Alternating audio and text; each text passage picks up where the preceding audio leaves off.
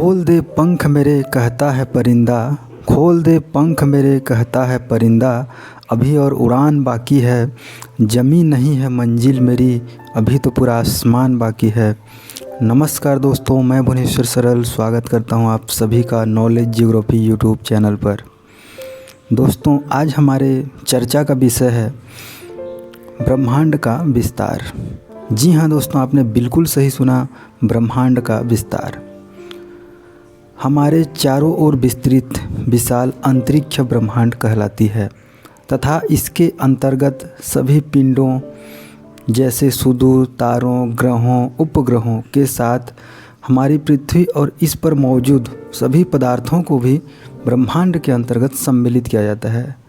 अगर मैं इसे दूसरे शब्दों में कहूँ तो सूक्ष्मतम अणुओं से लेकर महाकाय, आकाश गंगाओं, गैलेक्सीज तक के सम्मिलित स्वरूप को ब्रह्मांड कहते हैं। ब्रह्मांड के आकार एवं सीमा के संदर्भ में अभी हमें पर्याप्त ज्ञान का अभाव है दोस्तों। हालांकि यह अनुमान लगाया गया है कि ब्रह्मांड में लगभग 100 अरब आकाशगंगाएं हैं तथा प्रत्येक में 100 अरब तारे हैं। इनमें से एक सूर्य जो हमारे पृथ्वी पर जीवन का आधार है। हमारी पृथ्वी 8 ग्रहों में से एक है। ये सभी सूर्य के चारों ओर परिक्रमा करते हैं। ब्रह्मांड में मौजूद ये अरबों तारे समान रूप से तो वितरित नहीं हैं, परंतु यही तारे समूह में जरूर होती हैं जिन्हें हम आकाशगंगा कहते हैं। इस प्रकार ब्रह्मांड की संरचना का अध्ययन से हमें कई वैज्ञानिकों के भिन्न भिन्न मत एवं सिद्धांत प्राप्त होते हैं, जिनमें से एक महत्वपूर्ण सिद्धांत बिग बैंग थ्योरी है, जिसे हम एक्सपेंडिंग यूनिवर्स हाइपोथेसिस के नाम से भी जानते हैं।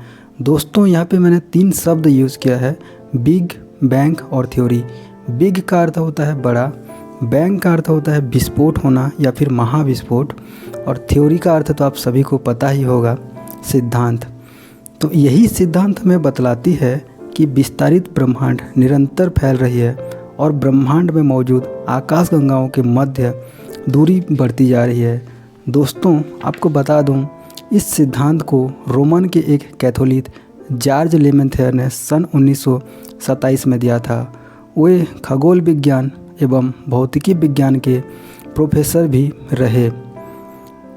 आज से लगभग 13.7 अरब वर्ष पूर्व घटित यह घटना, जो ब्रह्मांड के फैलने का मुख्य कारण है, यह खगोल वैज्ञानिकों के समक्ष ब्रह्मांड के फैलने का सटीक व्याख्या प्रस्तुत करता है।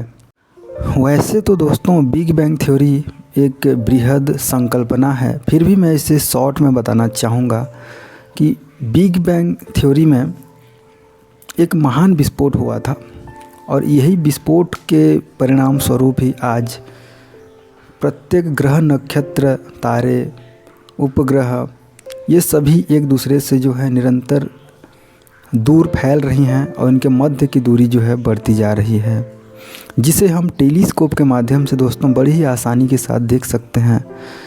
पर हमारे पास तो टेलीस्कोप है नहीं। अब आपका यही सवाल होगा ना, तो चिंता की कोई बात नहीं, मैं हूं ना आपके साथ। मैं आपको आज एक ऐसे मज़ेदार और ख़ास एक्सपेरिमेंट के बारे में बताने वाला हूं, जिसके ज़रिए हम बड़े ही आसानी के साथ इस कॉन्सेप्ट को समझ सकते हैं दोस्तों। तो मेरे साथ बने रहिए अंत तक। दोस्तों, आप यदि शिक्षक हैं या फिर पेरेंट्स हैं तो अपने बच्चों के साथ यह एक्सपेरिमेंट आप कर सकते हैं।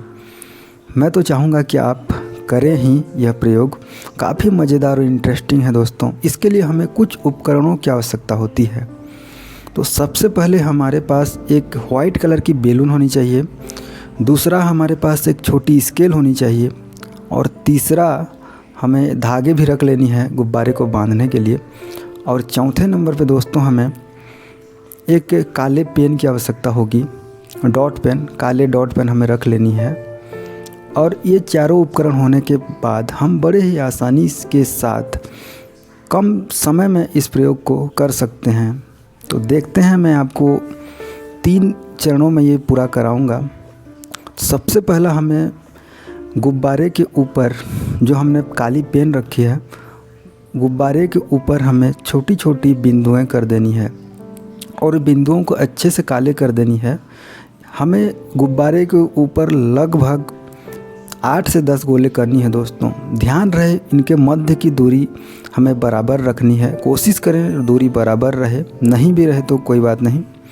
इस प्रकार हम पहला स्टेप पूरा करते हैं और बच्चों से कहेंगे कि इन गोलों के मध्य या फिर इन बिंदुओं के मध्य की दूरी क्या है।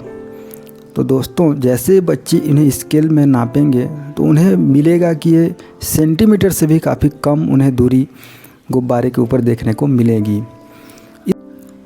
इस प्रकार दूसरे चरण में हम गुब्बारे में हवा भरेंगे और गुब्बारे को थोड़ा बड़ा फुलाएंगे और पुनः बच्चों को मापने को कहेंगे कि हमने जो बिंदुएं बनाई हैं इनके मध्य की दूरी वो स्केल के माध्यम से मापें। तो हम देखेंगे दोस्तों, या फिर बच्चों का भी जवाब यही होगा कि इनके मध्य की दूरी जो है पहले से जो है काफ़ी सेंटीमीटर बढ़ चुकी है। इसी तरह हम गुब्बारे को और अधिक फुलाएंगे। हम जितना अधिक फुला सकते हैं गुब्बारे को फुलाने का प्रयास करेंगे। ध्यान रहे दोस्तों कि गुब्बारा फूटे नहीं तो हमें दोबारा फिर से मेहनत करनी पड़ेगी। तो जैसे ही हम गुब्बारे को एक बड़े साइज में फुला लिए उसे हम धागे से बांध लेनी है और बच्चों को बड़े ही आसानी से, बड़े ही आराम से हमें बच्चों को समझाते हुए बताना है कि इनके मध्य की दूरी, हमने जो बिंदुएं बना रखी है गुब्बारे के ऊपर काले काले, वो काफ़ी दूर हमें दिखाई दे रही हैं दोस्तों।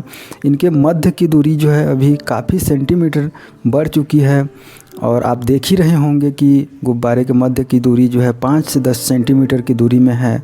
तो यही कुछ हमारे ब्रह्मांड में मौजूद आकाश गंगाओं के मध्य हो रहा है और यूनिवर्स एक्सपेंड हो रही हैं। यह प्रयोग बच्चों के साथ आप भी ज़रूर करें, क्योंकि बच्चों के मन में आसमान को लेके, टिमटिमाते तारों को लेके उनके मन में हमेशा से एक